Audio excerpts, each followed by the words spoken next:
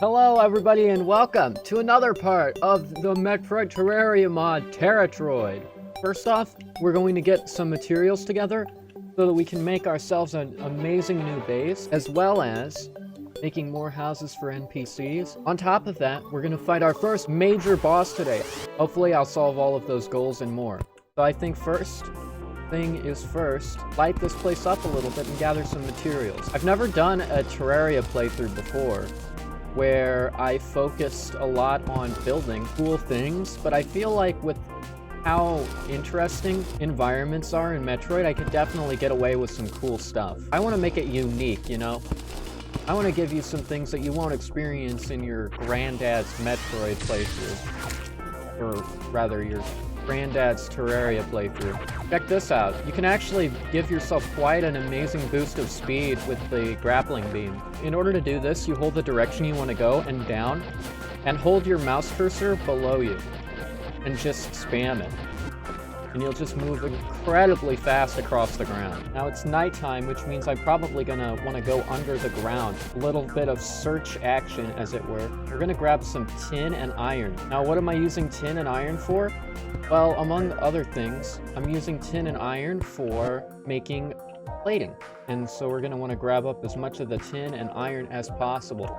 Now, I won't take up any of your time just watching me dig stuff, because I don't think that that's too entertaining. Ooh, a house I haven't explored yet. And, oh, that's super good. I need more of these Spelunker potions. Give me that money, too. Pretty useful. Ooh. What? I got more Spelunky potions? Ooh, yoink. Missile expansion. I'll take it. It's too bad this mod's not on 1.4. I would love to be able to use the 1.4 building materials and mechanics and make some truly amazing environments in Terratroid. Now, I do hope that this mod gets ported to 1.4. I know a lot of mods are staying 1.3, and it's a real shame because having the 1.4 infrastructure be so different means that there's so many experiences that I'm not going to be able to even, well, combine, so to speak. Maybe one day I'll get somebody into Terraria who wants to play 1.4 with me. And I'll do a 1.4 playthrough with them. Maybe. Oh, this is so cool! Look at this environment. It's a granite biome that's combined with a mushroom biome. A loom, I'll take it. And what? A lava charm. Already, I'm picking up all of this loot. But look, it's a lava charm. Lava charms are kind of like a temporary Varia suit. So I think I'll equip that there. You know, when I was younger, I wanted to make a Metroidvania in Terraria. A Metroid-style game in Terraria. It was before this mod even came out. But seeing these interesting environments and seeing what you can do with 1.4 and with T-Edit, it makes me want to do it even more than before. Whoa, those flippers are warding. Ooh, another missile tank. Let's go. Gotta love getting those missile tanks. Oh! Gotta get that freaking spider out of the way.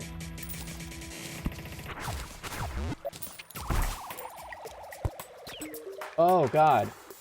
We gotta put you in there so that you don't die. Okay. You're safe for now. You can't get out, but you're safe. Halloween's over. Bam! Ah! And we're back. Boom. Let's use this piggy bank. Quick stack. Look at all this money. That's not as much as I lost, but, you know, it's quite something. And I need a base for these people. And I'm going to put this extractinator by the riches chest. We're going to quick stack all of those brand new riches, like those gravity potions. I have some potions and tools that simulate effects and abilities I'll get later on. Pretty nice. Huge chunk of tin ore. No, a tin ore and iron ore. I'm actually going to be able, and platinum ore, I guess. I'm actually going to be able to make some pretty useful bricks. Platinum bricks are kind of cool. What the heck is gray stuff? I'm not using stucco. Now, my next goal is actually going to be to go over to the desert because I've got some materials that I need to collect over there. We're going to make a nighttime excursion into the desert. Alright, got a little bit of desert mining to do. I've got to collect so many materials. Oh geez, there's so many enemies around. Maybe doing this at night wasn't the best idea. I really need an upgrade to my firepower because this is getting ridiculous. Oh, I can't get anything done right now. Oh geez, there's just so much freaking enemies. Okay, so I'm over here in the desert now that I've managed to gather up a bunch of sand. Because we've got some nice caves here, but in these caves we've got something for a material I'm gonna want. The material is, apparently I can't have it. I was gonna say I want some fossils, but we can't have the fossils, so we're gonna have to come back here later. Once we have our next upgrade. Oh, a battle crab. It's called a scissor? Interesting. I don't know how, but placing a torch has put me inside of a wall. That was, I also can't morph fall now. Cool. And back home again. Quick stack. Oh, geez. I'm not sorting chests yet. Simply because I don't wanna right now. We're gonna make a glass kiln. Sorry, sapling. Gotta go. Glass kiln. Check. And lots of glass. We're gonna want like 200 glass. All of my tin has belonged to the void. Now I have tin bricks. Oh, the silt in the extractinator. Got a little bit of amber. That's gonna be helpful. Alright, project time. I'm making a big whole thing for the NPCs to live in over here. For the build that I'm making, I'm actually going to be blasting out this area with bombs.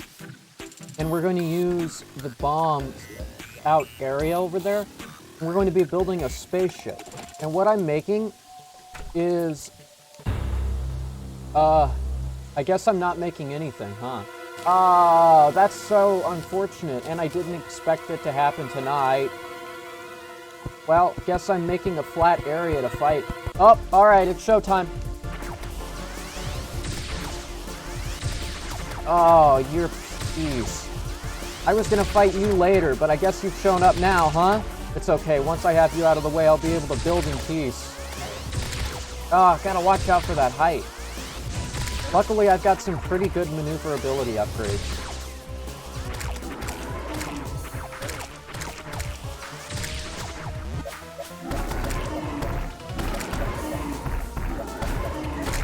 Okay. Oh. Ah!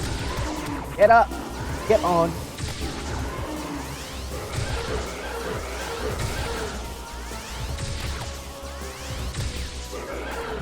Uh-oh.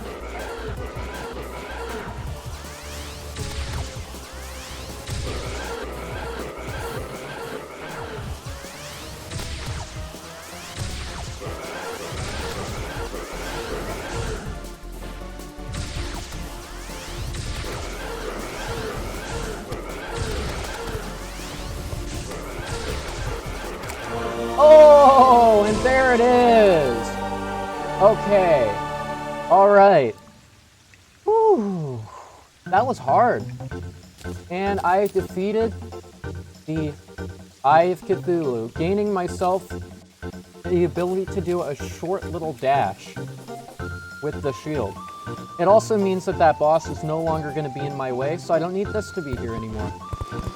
Hi, I'm Zandy, and I'll be your guide to today's build.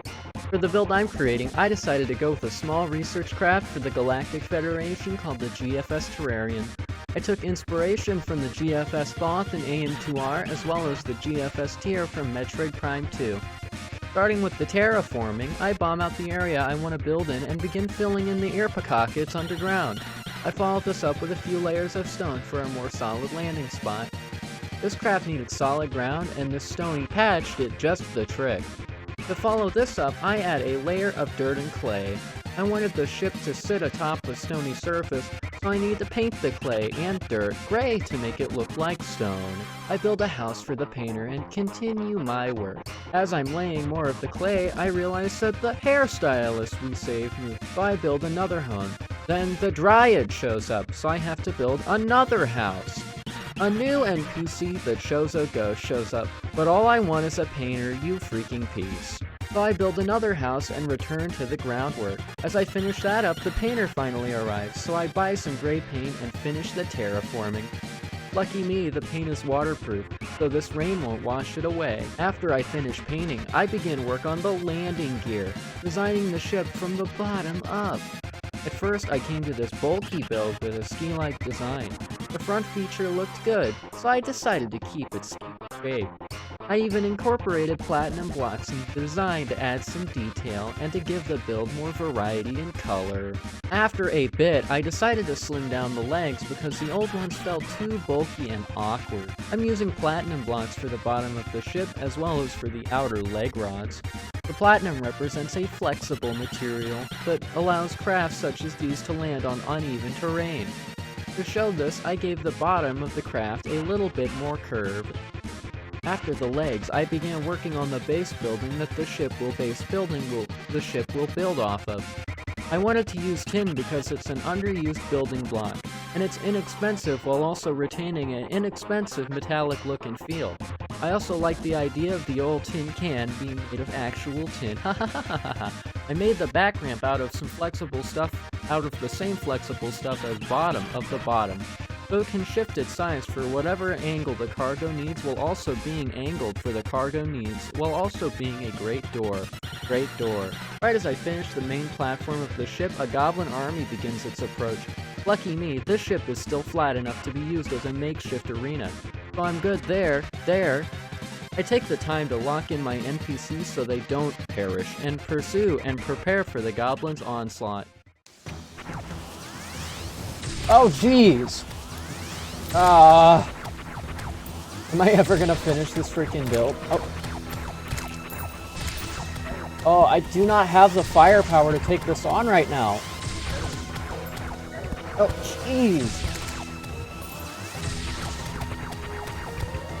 I'm gonna use their spiky balls against them if I can. Oh, jeez.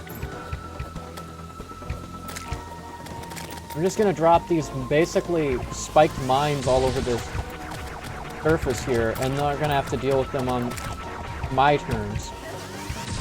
This is what you get for dropping spiked balls all over the place. These goblins kinda have wave beams of their own, don't they?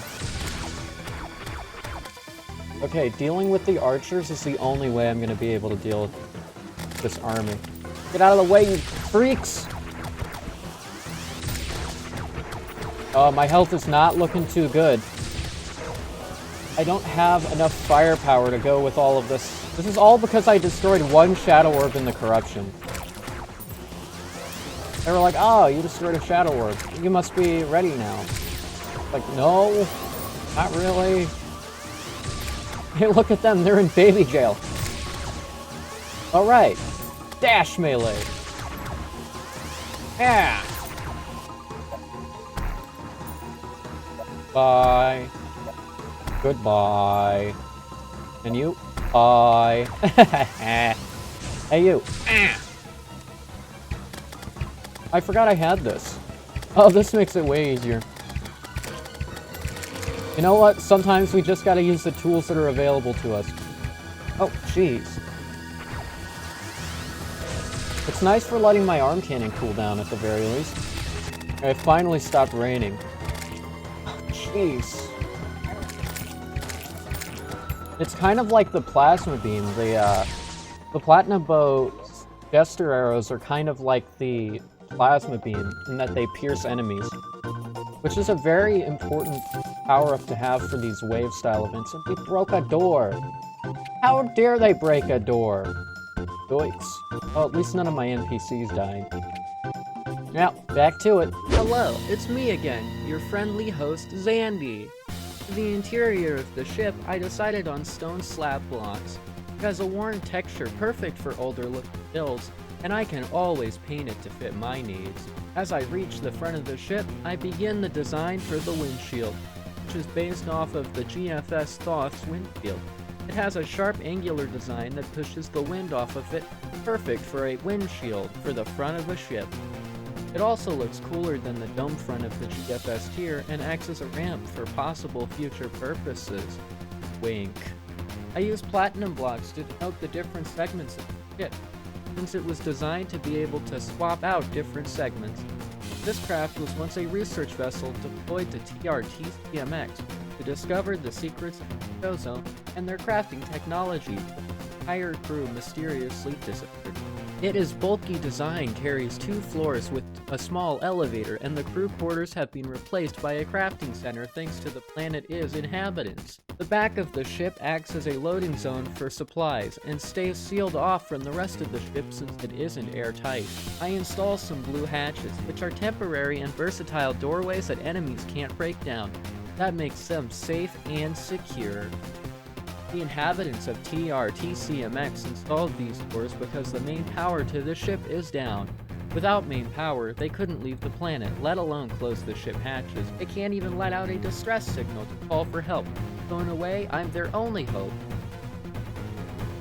I continue to build the main structure inside the ship, finishing this before moving to any other adjustments. After figuring out roughly what the ship structure was going to be, I grabbed some tin plating and began work on the cockpit. I'm using tin plating since I felt like it looks better than tin bricks, and gives off a more makeshift and scrappy feel.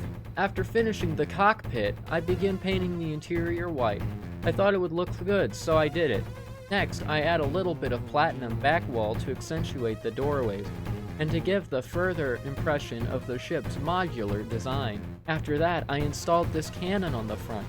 It's functionally a morph ball tunnel, but it gives the ship some much-needed character. I somehow ran out of tin, and had to go mine more, and while I was mining, a slime rain started. Like the world knew I wanted to finish the damn ship! I somehow ran out of stone making tin plate. I had to go get a ton more with blast mining. Such a large and conveniently open area could be useful for some project maybe. When I return home, I just ignore the slimes and finish putting in the back wall plating. To finish off the back walls, I place this wooden beam here. The wood beam is a great place for capping off a back wall or adding support. And with paint, we can always make it a different color so you'd never even know it's wood. After placing all of the walls, I begin the long process of slowly painting the entire back wall. The links I will go to for building the build are for the build the links I will go for the build are incredible. Next, I craft some white gem spark blocks, which will act as dim lights for the ship's interior. I flirt with a few designs before finally succumbing to one of the enthralling shapes. Just the way that light curves. Where was I? Oh yeah, the lights. They don't count as a light source, so this small room I made still needed a little something. I decide on a glass candle and move in the nurse to this makeshift medical room. After moving in the nurse, I installed more of the new lights and began work on what would be the storage room. I decided on 2 shelves, each with 6 chests, leaving room in the middle for a light. My next addition was a yellow elevator, a classic Metroid feature also present in the GFS Thoth of AM2R. I started with this design that uses wood platforms with a pumpkin background for the elevator itself, but was unhappy with how faint the yellow on the painted gem spark was.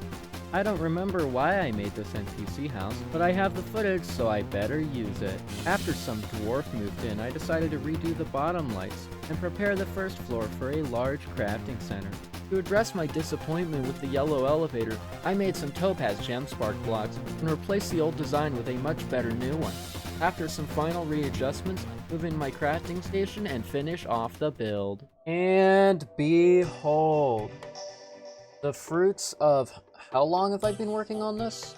Oh, like 2.5 hours. The GFS Terrarian came here to this planet to explore and uncover the secrets of the Chozo, but their entire crew mysteriously disappeared. The inhabitants of the planet decided to take refuge here, and it's pretty neat.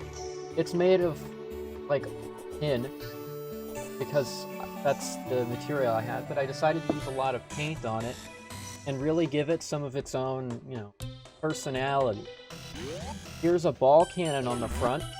It'll fire out, normally, other projectiles, but for me, it'll fire out the morph ball. I unfortunately crafted an extra missile station by mistake. Frustrated about that, but No, it is what it is. Main hallway here, the entire purpose is for all of the different crafting stations in the game. I can stack something up on top of the anvil using a platform. It's real nice.